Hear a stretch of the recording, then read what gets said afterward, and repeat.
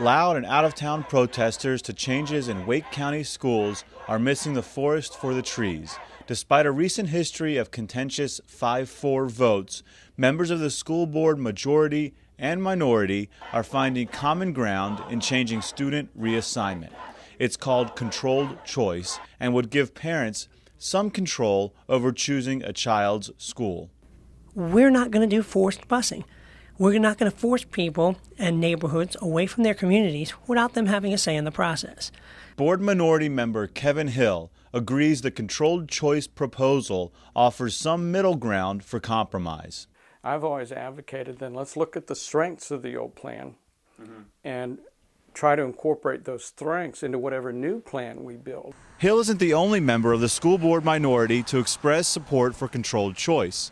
Carolyn Morrison responded in an email by saying the approach allows wide options for criteria to be used in student assignment. My biggest concern is that we include the concept of diversity in the formula for student selection.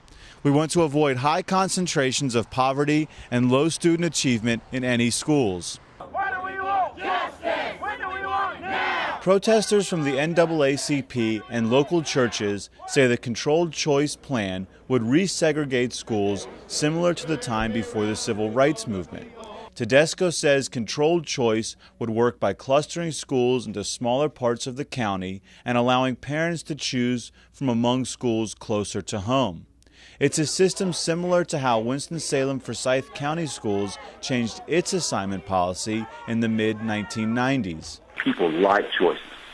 They liked them 15 years ago. They like it now. Martin says his district is the only one in the state to calculate the popularity of public schools. Between 1999 and 2009, Winston-Salem Forsyth County has kept about the same percentage of students in public school.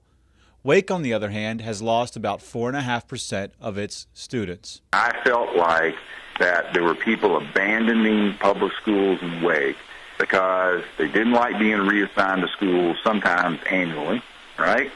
And they didn't like having long bus rides to another suburban school. While all the attention is on the 19 or so people who have been arrested at recent school board meetings, Tedesco says cross-district busing is a thing of the past. We are moving fast. A lot of people are saying, wow, they're moving so fast. They're just, they're changing this policy and that policy and this thing, and they're hitting the system hard.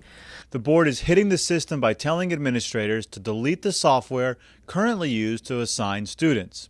The upshot is without the software, a future school board cannot reinstate the diversity policy. For CarolinaJournal.tv, I'm Anthony Greco.